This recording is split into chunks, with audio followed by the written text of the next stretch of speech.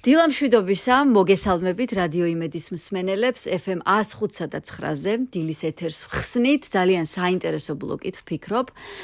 დილის 9 საათსა და რამდენიმე წუთს ახლა შორეულ კუბაზე არის შუაღამე, თუმცა ჩვენ მოვახერხებთ ახლა რომ დაუკავშირდეთ საქართველოს ელჩს, სრულუფლებიან ელჩს ბატონ გიგლა ბარამიძეს, რომელიც ახლა პირდაპირ ეთერში ჩაგვერთვება რამდენიმე წუთში და ძალიან საინტერესო იქნება ალბათ ჩვენი მსმენელებისთვის გაზიარება იმ ამბისა, რომ ბატონი გიგლას ორგანიზებით მოხერხდა აი ამ ძიმე დღეებში, როდესაც სრულიად საქართველო გლოვობდა და დღემდღე გრძელდება ეს პროცესი მოგეხსენებათ საქართველოს კათოლიკოს პატრიარქის გარდაცვალებას, აი მიუხედავად იმისა, რომ ასეთ შორეულ ქვეყანაში უწევს თავისი დიპლომატიური საქმიანობის შესრულება ბატონ გიგლას, იქ ადგილზე მაინც მოხერხდა ჩატარებულიყო პატრიარქის სახელზე სულის მოსახსენიებელი პანაშვიდი და მწუხარების დაფიქსირება სწორედ რომ კუბიდან და აი სწორედ კუბის დედაქალაქს ჰავანას ვუკავშირდებით ახლა ჩვენ აუდიო ზარით და პირდაპირ ეთერში გვერდდება ბატონი გიგლა ბარამიძე. მოგესალმებით ბატონ გიგლა, გამარჯობა. ისმის ჩემი ხმა? გამარჯობა, მშვიდობა, დიახ, მარიკა, ისმის, იმედია შუქი არ წავა და ისმის, ჯერჯერობით ყველაფერი კარგად ისმის. დიახ, ვიცი რომ საკმაოდ მძიმე მდგომარეობა ახლა კუბაზე, ამაზე მოგვიანებით აუცილებლად გკითხავთ, როგორც ახალი ამბების ფორმატში, მაგრამ მანამდე ვისაუბრობთ იმაზე, რაც ყველაზე მთავარია რეალურად ჩვენს რეალობაში და ჩვენს საქართველოში. სად და როგორ ჩატარდა, როგორ მოხერხდა ამ ყველაფრის დაორგანიზება კუბაზე, კუნძულზე, როგორც ჰავანის ერთ-ერთ ეკლესიაში ჩატარდა წირვა-ლოცვა პატრიარქის სახელზე. იქნებ მოგვიყვეთ საორგანიზაციო ნაწილით და ჩატარების დეტალებიც. გისმენთ.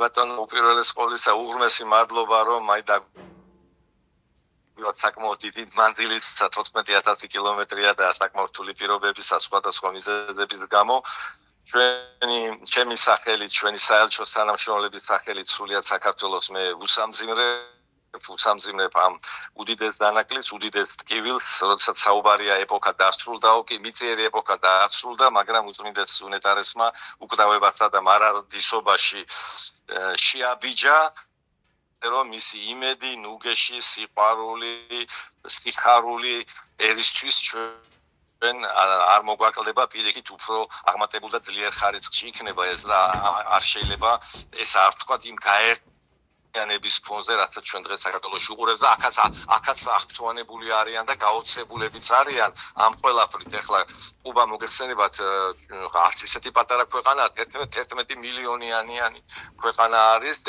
ცენტრია, შეიძლება ითქვას კარიბის ცივილიზაციის და კულტურის ქვეყნების ერთ-ერთი ცენტრია, სულიერი კულტურული, პოლიტიკური, ეკონომიკურიც კი, თავისი 1250 კილომეტრის სიგრძის კუნძული სახელმწიფოა და ხალხი ამ კარიბის სამყაროში თუ ასე იყო გათვითცნობიერებული და ასე კარგად იცოდა საქართველოს ამბები ყოველ შემთხვევაში აი ეს რაც ხდება, ცოტა გასაკვირიც კი არის, მაგრამ აი იმდენად დიდი და უკიდეგანო იყო და არის საქართველოს კათოლიკოს პატრიარქის ავტორიტეტი, რომ აქაც იციან ყველაფერი და კადრები და თუ კი საშუალება იყო, შუქი იყო და ეთერიან ვიდეოთი და ჩვენი მეშვეობითაც მათ რომ იხილეს ეს 2 მილიონამდე გამოსული ადამიანი ერი თუ ბერი ბავშვი თუ ამხსოვანი თუ საოცარი იყო. რა საინტერესოა, მე მეგონა რომ მხოლოდ ისტორიული წინაპირობით იცოდნენ საქართველოს როგორც ქვეყანა და როგორც ძველი თქვათ საბჭოთა კავშირის შემადგენელი ერთ-ერთი და აი თანამედროვე ინფორმაცია და ყოველდღიურობა და პატრიარქის სახელიც თუ ასე მასშტაბურად იყო დღევანდელ რეალობაში და დღევანდელ თაობაში ცნობილი, ეს მართლა გასაოცარი ფაქტია. ნამდვილად.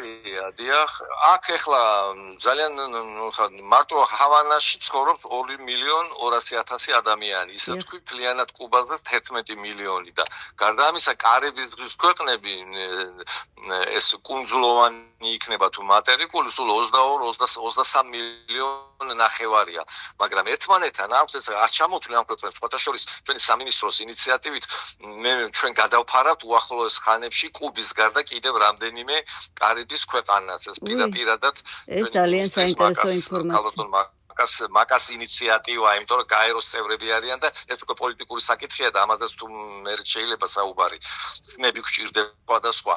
და კუბა ყოველთვის ხართ გიჭვეს ჩვენ ტერიტორიულ მთლიანობასთან დაკავშირებით და სხვა გამექცეს, არ მინდა გამექცეს სიტყვა და ამიტომ აქ ძალიან აინტერესებთ ეს ყველაფერი და საქმის კურსში იყვნენ და ამიტომ ხა ჩვენ საელჩოც იმისაა რომ მიაწოდოს ეს ინფორმაცია და ხა ჩვენ ოდესაც ჩამოუშვით დროშები ოფიციალურად ჩვენ მოგდით ხოლმე ამ დროს მითითება სამინისტროცი და ხელისუფლების ჩამოშვებული იქნა დროშები და უკვე ჩვენი ორგანიზებით რა თქმა უნდა გადაწყდა რომ აქ სასულიერო პირებთან ჩვენ კავშირი გვაქვს ძალიან კარგი კათოლიკები არიან სხვადასხვა მიმართულების მაგრამ კიდევ ერთხელ მომობრო უზარმაზარი ავტორიტეტია უწმინდეს უნეტარესის და ჩვენ ერთად მოვისაუბროთ მათ შემოგთავაზეს რომ ერთ-ერთ ყველაზე დიდ ტაძარში მართლმადიდებლური ბერძნული ტაძარია წმინდა ნიკოლოზის სახელობის ეპისკოპოს კარიბისას და წინამძღვარს ამ ტაძრისას ჩაეტარებინა ჩვენი მონაწილეობით საელჩოსი და რევლის მონაწილეობით პანაშვიდი და ეს ჩატარდა ძალიან კარგად მაღალ ორგანიზებულ დონეზე და რაც თავარია მომეცა საშუალება ჩვენი ქართული სიტყვა გვეთქვა ქართულად წაგვეკითხა ლოცვები და მეტიც შემდეგ როგორც რახან ტაძრის შემდეგ საქართველოს ტერიტორიად ითვლება საქართველოს საელჩო და მისი რეზიდენცია და ჩვენ გაგვიჩნდა იდეა რომ საქართველოს მიწაზეც ასე თქვა სიმბოლურად ჩატარებულიყო ჩვენი უწმინდეს უნეტარესის კათოლიკოს პატრიარქისადმი პანაშვიდი და საელჩოშიც ჩატარდა ისინი ჩვენა გვერწვივნენ გალობლებთან ერთად მომღერლებთან ერთად მრევლთან ერთად და აქაც ეს ჩატარდა ასევე დიახ და თანეცით აქ არიან ანგლიკანური ეკლესია, აქ არიან პროტესტანტები, თან აქ ძალიან საინტერესო ისტორიის ქვეყანაა კუბა, არა მხოლოდ რევოლუციით არის ცნობილი. იქამდე იყო აქ მაგალითად, როდესაც 1795 წელს ჩვენ აღამ ახმად-ხანის შემოგვესია, აქ ტაძრები შენდებოდა ამ დროს მისიონერების, ოღონდ კათოლიკური, ამიტომ ძალიან მორწმუნე ხალხია, მაგრამ როდესაც იციან მასშტაბურობა საქართველოს ეკლესიის და ჩვენი ისტორიის მით უმეტეს რომ ჩვენ არაერთხელ ჩავატარეთ აქ ლექცია გამოფენები ტაძრებში ქართული ცივილიზაცია და მისი ეტაპები და ეს ყველაფერი მეტნაკლებად იცოდნენ და ჩვენგანაც დაინახეს საელჩოსგან და ამიტომ მათი ინტერესი იყო ძალიან დიდი და მეტიც აქ არის ჰავანაში არის 126 საერთაშორისო მისია ანუ საელჩო სხვადასხვა 126 ქვეყნის წარმოგიდგენიათ როგორი ინტერესია აქ სხვა პოლიტიკურ საკითხების კუთხით და ყველა ელჩმა გამოთქვა სურვილი რომ მოსულიყო და 2 დღის მანძილზე სამძიმრის წიგნი იყო გახსნილი დღეს დავასრულეთ სამძიმრის წიგნში შევსება და მოდიოდნენ და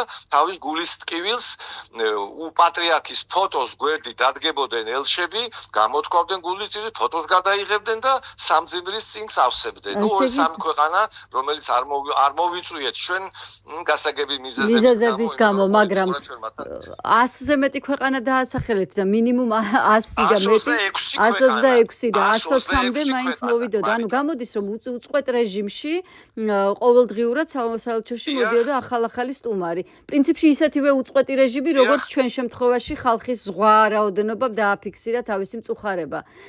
სამების საკათედრო ტაძარში შეგვიძლია პარალელი გავალოთ, იმიტომ რომ მან ძალიან სერიოზული დიპლომატიური სტუმრები მართლა გამოდის რომ ყოველდღიურ რეჟიმში სტუმრობდნენ რა და გითანაგრძნობდნენ საქართველოს თქვენთან საუბრამდე თქვენთან ბოლოს წავი და ეხლა იაპონიის ელჩი გავაცილა აი ეს რამდენიმე წუთის გვიანა მაგრამ იაპონიის ელჩი იქამდე იყო თურქეთის ელჩი და ალჟირის ელჩი და აი ერთად მოვიდნენ მერე იყო ბელგიიდან აი ეს და უამრავი ხა ეს უამრავი მოვიდნენ ძალიან ბევრი მოვიდნენ და ფაქტობრივად გამოდის რომ ორჯერ ჩატარდა ეს რელიგიური რიტუალი ასე ვთქვათ როგორც ეკლესიაში ისე საელჩოს ტერიტორიაზე როგორც ქართული ტერიტორია საელჩოს ტერიტორიაზე გაიხსნა კარები მოდიოდნენ ჩვენს გვერდით არის ვატიკანის საელჩო ჩვენს პირდაპირ არის მექსიკის საელჩო და აი მოდიოდა ჩვენს Facebook-ზე დავდეთ ჩვენ ყველა ელჩის ფოტო, ვინც აქ იყო მოსული, მისი მოადგილეები, სხვებისაც რაც მოვასწარით.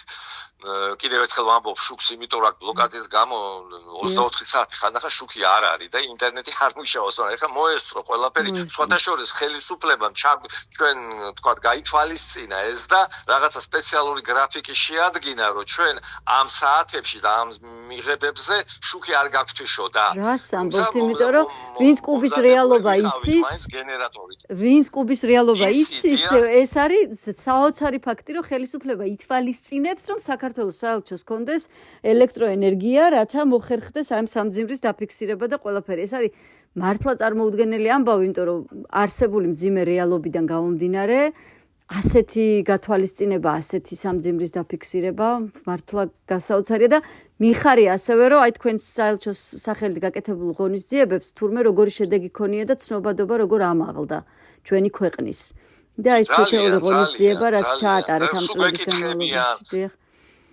ღვთისმშობლის წილხვედრი მე ვუხსნარ, აი ღვთისმშობლის წილხვედრობა და სასწაული არის ის, რომ არავის არ დაუძახია ხალხისთვის. თვითონ 2 მილიონამდე ადამიანი რო გამოვა ამ ესე უწყვეტ რეჟიმში, სასწაული ეს რა სასწაული სხვა მეტი კი არაფერია და ღვთისმშობლის წილხვედრობა ამით არის საქართველოს ძლიერი. ამით ვიყავით ის ამას მე უკვე როგორც არა დიპლომატი, არა მეცნიერი ვლაპარაკობ, რომ ამით იყო საქართველოს ძლიერი რთულ სიტუაციაში სწორედ ეს წილხვედრობა წამოიწეოდა წინ ღვთისმშობლის და ეხლა ერთი მფარველი ჩვენ მიემატა საქართველოს ზეციურ საქართველოში ზევით უდიდესი უძლიერესი მფარველი უწმიდესი სახით და ამიტომ გრძელდება მისი ეპოქა აქ დაგვისრულდა მაგრამ ზეცაში სადაც უფრო მეტი ძალაუფლება ექნება მას მეტი განგრძობადობა ექნება და ჩვენს ამის აქ მისი დანატოვარი ერთიანობის უნდა შევასრულოთ მარტო ეს 4 დღე ხო არ უნდა ვიყოთ ასე არა რა თქმა უნდა და რადგან ცოტა გავწდით დიპლომატიურ ჩარჩოებს ისიც შეგვიძლია შევახსენოთ ჩვენს მსმენელს ახლა რომ თქვენი სამეცნიერო ხაზითაც დაკავშირებული ბრძანდებით რელიგიურ საკითხებთან იმიტომ რომ ნაშრომი რომელიც ღვთის კვართზე გაქვთ დაწერილი იქაც გქონდათ პატრიარქის ლოცვა კურთხევა და საერთოდ ძალიან ახლო ურთიერთობა გქონდათ პატრიარქთან და გავიხსენოთ შეიძლება ეს პერიოდიც რა იცით ხო აი იმდენი მაქვს გასახსენებელი ცოტა მერიდება ეხლა რომ რაღაც არ გამომივიდეს რომ ამ პერიოდში რო იციან ხოლმე გახსენება მაგრამ რახან სიტყვა მოიტანა მართლაც ესეა 1977 წელს მამა ძალიან ახლო იყვნენ იმიტომ რომ მეცნიერულ კუთხით ერთად იყვნენ ბევრ შემთხვევაში სასულიერო აკადემიის გახსნისაცაც და შემდეგ სასულიერო აკადემიაში იყო ხომ აკადემიკოსი მამა თქვენი თუ არ დიახ ლექციებს კითხულობდა და ერთ-ერთი ორგანიზატორი უწმინდეს უნეტარესის ამ უზარმაზარი ინიციატივის მამაც იყო მეცნიერთა იმ მცირე ჯგუფიდან 70-იან წლებში რომელნიც იხდოდნენ სასულიერო აკადემიის გახსნაზე და 17 წელსა ვარ ამ დროს მე მამა მომკიდა ხელ და მიმიყვანა რომ აი ჩვენი პატრიარქიო ეხლა იქნა ხელდასრულიო მაშინ სამების სიონის ტაძრის გვერდით ქონა ჩვენს პატრიარქს რეზიდენცია და რო არ გავაგზავნე 1000 საუბარი იყო ამაზე არ ვიცი იქ როდესაც კითხა რომ გაიგო რომ ფილოლოგი აღმოსავლეთ ცოდნე ვარ მითხა რომ აი როგორი ჩემი ოცნება იყო ადრე დავიწყეო უფლის კვართთან დაკავშირებითო მასალების მოძიება და ამის დროს სადღამ აქვსო და შენ თუ შეძლებო გიგლავა მაშინ ესა შვილო მომართა იქნებ გაკეთო მართლაც მისი ხელდასმით ჩემი სადისერტაციო ნაშრომის ერთი მიმართულება არის სწორედ ქართული სირიული სომხური წერილობის წყაროები უფლის კვართის შესახებ, რომელიც უდიდესი რელიკვია ამაშიც გამორჩეულები ვართ ქართველები, დასვენებულია სვეტიცხოველში და აი სწორედ უწმინდეს უნეტარესის ხელდასმით მოხდა ეს ყველაფერი. ეს გამახსენდა ეხლა, გამახსენეთ ეს და ესე შეიქმნა ეს ნაშრომი. თან ზუსტად იმ დროიდან, როდესაც მან ჩაიბარა საქართველო და რაღაც ეკლესიის საჭესრობელი გახდა, როგორ უკავშირდება ამ პერიოდს თქვენც იმ დროიდანვე იწყებთ მასთან ურთიერთობას და ეს მეგობრობა შემდეგ გაგრძელდა აგერ თითქმის ნახევარი საუკუნე. შემდეგ თამარი ძეგლი იყო, ჯავახეთში ეპარქიების გახსნა იყო. უდიდეს ჩვენ კიდევ ვერ გავისიგრძეგანე. ჯერ ცოტა ხანი და მე უფრო აი გრიგოლ ხანძთელი და ჩვენი დიდი მამები რო იყვნენ ეკლესიის აი ესეთი მე-20-21 საუკუნეში ეს ეკლესიის მამად იქცევა და მამა არის ჩვენთვის პატრიარქი, რომელმაც ყველაფერს თუ თავი დაავანებოდ, გარდა დიდი მორწმუნეობისა, გარდა დიდი წყემსთავრობისა და თეოლოგიის ცოდნისა, ძალიან ძლიერი ორგანიზატორი იყო. არაფრისგან, როცა შეჭრებული იყო ეკლესია, შექმნა უზარმაზარი სისტემა ეკლესიური, ხო? უზარმაზარი და უძლიერესი, ფეხზე დააყენა ეს ყველაფერი და ესეც მისი ნიჭის ერთი მიმართულება იყო და ტალანტის და გაელვების. ამითაც არის დიდი ძალიან. და ის მართლაც რაც ისტორიულ წიგნებში წაგვიკითხავს, ხო გონია რომ აი რანაირად გამოდიოდა ვთქვათ 100,000-ობით ადამიანი, ან როგორი იყო, აი ხანდახან ხო გონია რომ გადაჭარბებულია და აი ეხლა სხვანაირად დადასტურდა რეალისტურად და ფაქტებით და კადრებით და ფოტოებით.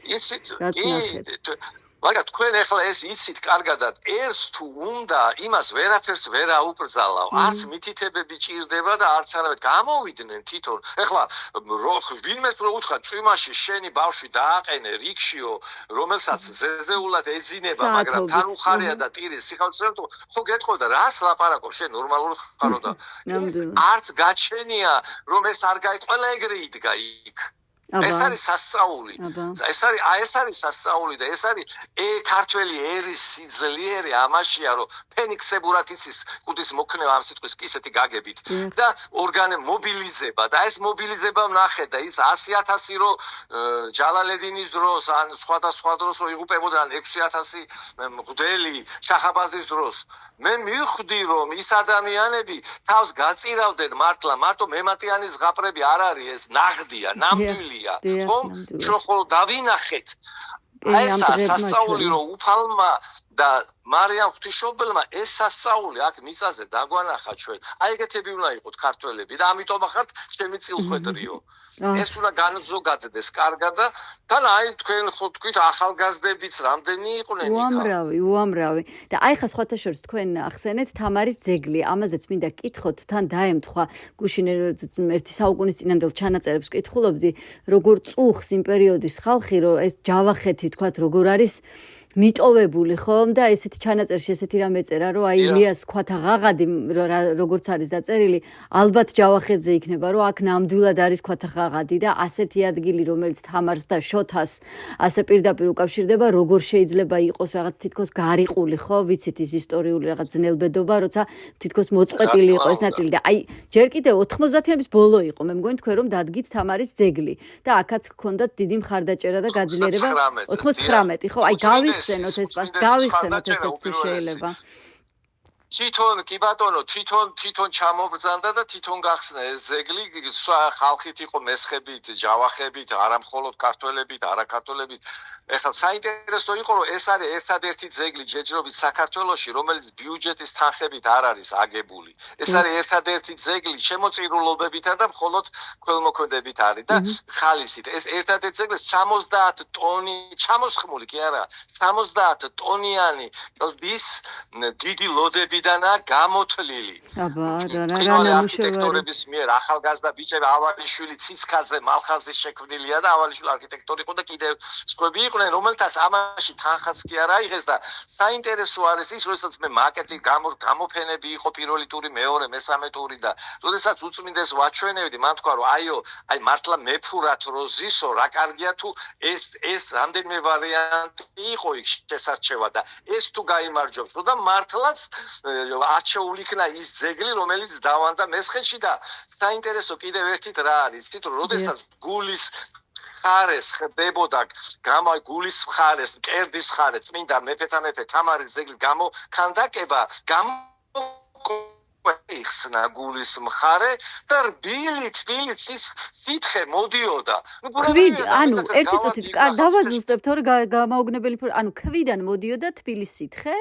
ქვიდან მოდიოდა დიახ რა თქმა უნდა და გავაჩერეთ ეს ყველაფერი და ის სითხე რომელიც მოდიოდა ვერ გავიგეთ საიდან ის ქვას კიდევ ავიღეთ გავახვიე და უწმინდეს უნეტარეს წაუღე მე პირადად ეს ტელეეთერშიცაა გადაღებული და როდესაც მიუტანე უწმინდეს უნეტარესმა ეს გულში ჩაიხუტა სიონის ტაძარში დადო და მისი სიტყვებია ეს არის სასწაულის დარი. აი ზუსტად ეგ სიტყვებია, მე ჩაწერილი მაქვს ჩემ წინში მომავალში ეგ იქნება. სასწაული დარი რაც მოხდა. გიგლა გააგრძელეთ ამ ძეგლის გამოქანდაკება. ეს იყო და ეს სიონში დევს ეს პატარა ქვის ნატეხი, საიდანაც გადმოდიოდა თბილისითხე ზუსტად გულის მხარე. წმინდა თამარ მეფის აი ქანდაკებიდან. და როგორ შეიძლება ამის მერე არ დაიჯეროს ამ ადამიანმა არ დაიჯეროს ის რაც არის მართლა უზენაესი და ჭეშმარიტი. აი რანაირად შეიძლება ამის მერე ხო კიდე რაღაც კითხვები და შეკითხვები არსებობდეს. საოცრება არ არის? არის. მართლა. გამოუგნებელი ინფორმაცია ახლა რასაც ყვებით და ეს ჩანაწერები ისე ახსენეთ თუ ესე იგი თქვენს მემუარებს უნდა დაველოდოთ მე მგონი, ხომ? რაღაც ესე მივხვდი. დიახ, ესე არის ხო და ესე მოხდა მე ყველაფერი. ჩანაწერებს აკეთებთ. ძალიან საინტერესოა ეს ყველაფერი. სანამ ჩვენ კიდევ გვაქვს საეთერო დრო, მოვიკითხოთ კუბის რეალობა, იმიტომ რომ ის რასაც ინფორმაციაში ვკითხულობთ, არის ენერგობლოკადა, საკმაოდ რთულ პირობებში უწევს მთელ კუნძულს და მოსახლეობას და თქვენს დიპლომატებს ყოფა. როგორია რეალობა რო აგვიწეროთ თუ შეიძლება. ახლა სანამ ვასწრებთ და სანამ ჯერ კიდევ ხართ კონტაქტზე. საკმაოდ რთულია ფინანსები გადარიცხვა არ არის, ტვირთები არ ჩამოდის, შუქი არ არის, პროდუქტებიც ხან არ არის, წამლები არ არის, იმიტომ რომ 60 წლიანი ბლოკადაა და ეხლა კიდევ უფრო მძიმედ არის, საწვავი არაა, ტრანსპორტ პრობლემა, მაგრამ პირდაპირ ვიტყვი რომ რა თქმა უნდა, ჩვენი სამინისტრო ძალიან რასაც მაქსიმალურს აკეთებს, რომ რაღაცნაირად ჩვენ მოძრაობის და მოქმედების საშუალება გქონდეს და ჩვენი თანამშრომლებიც აი ძალიან კარგი ნამდვილი აი შვილი დიპლომატები და თანამშრომლები არიან, რომლებსაც ესმის სად არიან, რას წარმოადგენენ, რას აკეთებენ და რისთვის შეუძლია თავი გადადონ. ნუ სიტუაცია ხო და პრინციპში 7 ნორმალური სიტუაცია გვაქვს აქ, მაგრამ მთლიანობაში კუბაში იგრძნობა ხალხში და ხელისუფლებაში შინაგანი ძალიან ისეთი პეთრი დაძაბულობა. მოელიან რაღაცა ცვლილებები როგორც ჩანს იქნება. ყველა დეტალს მე ხლა ვერ ხო, ეხლა ვერ გავასაჯაროებთ ხოლმე ესმის, მაგრამ ამბობ მივხვდით რომ მოსალოდნელი სიტუაციები ელიან და ეხლა სისხლის ზღვაზე აქ არ ამგონია რომ ეს არ მოხდება, არ ამგონია, არ იმედია მშვიდობიანი ფორმებით მოხდება ყველაფერი, მშვიდობიანი ფორმით მაგრამ სიტუაცია საკმაოდ მოლოდინის რეჟიმში საკმაოდ დაძაბულია, ესე ვიტყოდი. თუმცა ჩვენ საერთო ვაგრძელებთ მუშაობას 24 საათიან რეჟიმში და რა ვიცი, აი ღონისძიებებს ვატარებთ, მიუხედავად ამ შეჭირვების, ღონისძიებებს კი არა, უდიდეს საპატივცემულო რაღაცას რა. ეს ძალიან მნიშვნელოვანია, რაც ამ დღეებში მოხერხდა ამ ყველაფრის დაორგანიზება და ძალიან მნიშვნელოვანია მათი მხრიდან ესეთი სოლიდარობის, ესეთი მწუხარების გამოხატვა და მხარში დგომა პრინციპში, ხო, ესეთ ძნელ დღეებში, როგორც ამ კათოლიკურმა ეკლესიამ დააფიქსირა, ასე ვთქვათ, თქვენს მიმართ პატივისცემა. და ღონისძიებები დარწმუნებულია, რომ კიდევ გაქვთ იდეები ძალიან საინტერესო განათლების კულტურის მიმართულებით, ხო? ძალიან ბევრი ღონისძიებები გვაქვს დაგეგმილი, უამრავი გამოფენები, შეხვედრები, ლექციები, მიღებები, უამრავი საინტერესო რა, აი მხოლოდ და რაც თავარია, ეხლა ჩვენ მუშაობთ მეორე მიმართულებით, კუბა და ეს ყველა კარიბის ქვეყნები, ყველა გაეროს წევრები არიან და მხარდაჭერა საქართველოს რო ჭირდება გაეროში, ამ კუთხითაც სერიოზული მუშაობა მიდის. ნამდვილად, ამ ქვეყნების მხარდაჭერა. აბა კუბაში რაც აკეთებენ, ძალიან ბეწოლა ჩვენი არაკეთილმოსურნე სახელმწიფოსგან და სახელმწიფოებისგან ამ კუნძულოვან ქვეყნებზე არის ძალიან ძლიერი, რომ ისინი წავიდნენ რაღაცის აღიარებაზე და ჩვენ მუშაობთ, რომ ესე არ მოხდეს და ხალხ გვიჭერენ, რა თქმა უნდა, ჯერჯერობით ყველანი ხალხ გვიჭერს აქაც და ჩვენ და ამ ქვეყნების საერთო რაოდენობა უკვე სერიოზული ძალაა, რომელიც საქართველოს მხარდაჭერას დაადასტურებს. ძალიან. ისიც მარიკა როგორ არის ახლა? იქ გერმანიასაც ერთი ხმა აქვს, გაერო თქვათ თქვათ ვირჯინიის კუნძულებს. პატარაა, მაგრამ ხმა ერთია. ხმა, რა თქმა უნდა. ჩვენ კარიბის 24 ქვეყანა არის, 24 ქვეყანა არის. კუბა კიდევ ცალკე გამყოფეს დიახ, ცოტა ამ მომენტში ცოტა ცუდად ისმოდა თქვენი ხმა, მაგრამ გავახმოვანებ რაც გავიგე რომ კარიბის ზღვის აუზში, ასე ვთქვათ, არის 24 ქვეყანა, ან ეს ნიშნავს 24 ხმას. რაც არის ძალიან სერიოზული ძალა. არა, სხვა საერთაშორისო მუშაობა თქვა გაეროში როა ჩვენი ბრწყინვალეთი ბაქრაძე სხვები, მაგრამ ჩვენ რაც გვეხება, ჩვენი კუთხითაც ამ მიმართულებით მუშაობთ. სერიოზულად თქვა. და ამიტომ არავის არ ეგონოს რომ აქ ჩვენ დალხენილი ვართ ზღვას ვეფიცხებით ოკეანეს. არა, ნამდვილად. უნებრივი ძალიან სერიოზული მუშაობა მიდის, იმიტომ რომ ზეწოლები სხვა ქვეყანიდან ისიც ჩილოეთქვა ძალიან დიდია იმ ქვეყნებზე. მაგრამ ჩვენ მუშაობთ და კიდევ ვახსენე სამინისტრო მე უკვე მესამედ ვახსენე ისინი თავიდან ბოლომდე თავისი კუთხით ჩართული არიან ამ კუთხითაც რა თქმა უნდა იმიტომ რომ სხვანაირად არ გამოვა ძალიან მაგარი მუშაობა სერიოზული მუშაობა მიდის რა ამ სიტყვას რო ვამბობ აი ესე ცოტა თანამედროვედ მივხვდით რომ როგორი მუშაობა მიდის ამ კუთხით არ ოფიციალური და ისედაც არა ოფიციალური მოკლედ სერიოზული მუშაობით შეხვედრები დიახ, სერიოზული მუშაობით და რაც მთავარია რწმენით და იმ გაძლიერებით, რასაც პატრიარქი გააგრძელებს საქართველოსთვის. ლოცვით და დიახ, რაშიც დარწმუნებული ვართ, რომ ყველაფერი კარგად იქნება, როგორც საქართველოს მხარდამჭერ ქვეყნებში, ასევე საქართველოსშიც და კუბაზეც, სადაც თქვენ ხართ და პირველ რიგში მთავარია იყოთ მშვიდობით და კარგად. ასე შორს, სადაც ახლა გესაუბრებით. ასე შორს. ძალიან მიხარია რომ მოხერხდა ჩვენი ჩართვა, ესეთი საინტერესო ინტერვიუ. შეგვიწყო ხელი ენერგო ბლოკადის მიუხედავად. ელექტროსისტემამ და დიდი მადლობა ამ ჩართვისთვის ბატონო გიგლა. ძალიან დიდი მადლობა და წარმატებას გისურვებთ. მოკითხვა. დიდი მადლობა. ზვირფას კუნძულს მოკითხვა. მადლობა, ძალიან დიდი მადლობა. ნახვამდის დიდი მადლობა. ჩვენ პირდაპირ ეთერში ვუსმენდით ბატონ გიგლა ბარამიძეს. გაიხარეთ, დიდი მადლობა. ჩვენ პირდაპირ ეთერში ვუსმენდით ბატონ გიგლა ბარამიძეს, რომელიც გახლავთ საქართველოს სრულუფლებიანი ელჩი კუბის რესპუბლიკაში. შორეულ კუნძულზე გქონდა სატელეფონო ჩართვა, თუმცა ვფიქრობ საინტერესო ინტერვიუ გამოგვივიდა, რაც მთავარია საინტერესო მოგონებებით პატრიარქზე და იმ უმნიშვნელოვანესი ამბით თუ როგორ ჩატარდა პატრიარქის სულის მოსახსენებელი ლოცვა კუბაზე, კონკრეტულად დედაქალაქ ჰავანაში. ასეთი იყო დილის ეთერი, ჩვენი პირველი ეპიზოდი სტუმართან ერთად რადიო იმედის ეთერში. რამდენიმე წუთით ახლა შევისვენოთ. რა თქმა უნდა, ძალიან საინტერესო და დატვირთული ბადე იმედის ეთერში გრძელდება და ცოტა ხანში ისევ შევხვდებით ერთმანეთს. თქვენ უსმენთ რადიო იმედს FM 105.9-ზე. დროებით.